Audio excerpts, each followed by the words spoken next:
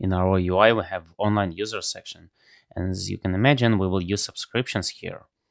But in order to update what users are online, we will need to let the server know that the user is online in the first place.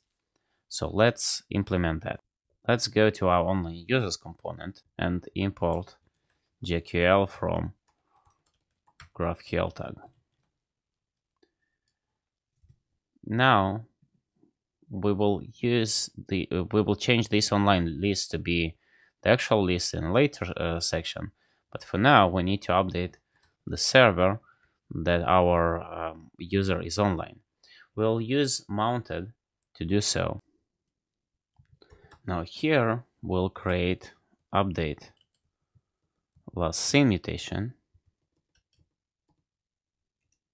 that will tell the server when a new user is online. So how do we do that? Let's go to our GraphQL and write our mutation. Our mutation will be update last seen, and we'll get null variable of type timestamp. See? And what we'll do, we will update users. We'll pass where as empty, and we'll pass set with last seen as now. Affected rows. Now what we need to pass here is now and pass a timestamp. How we do that?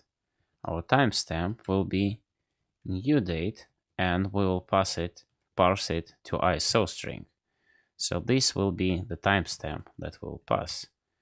So let's see how it will work.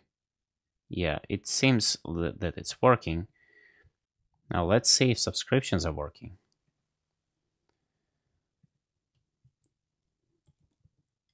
Let's write subscription online users, and we want to order by last seen descending and get the name.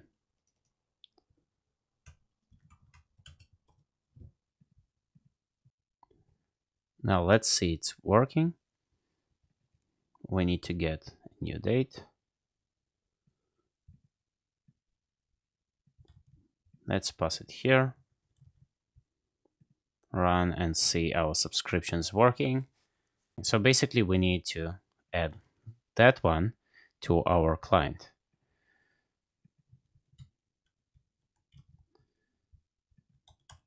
So here it is.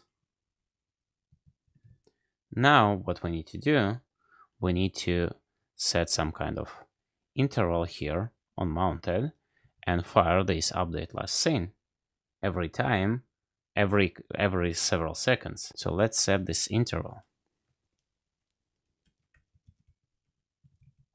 every 30 seconds or so. We'll call this dollar Apollo, mutate, pass a mutation, update last seen mutation, and our variables will be the same that we pasted in our GraphQL. So it will be now, and it will be equal to new date to ISO string. Let's see that it's working.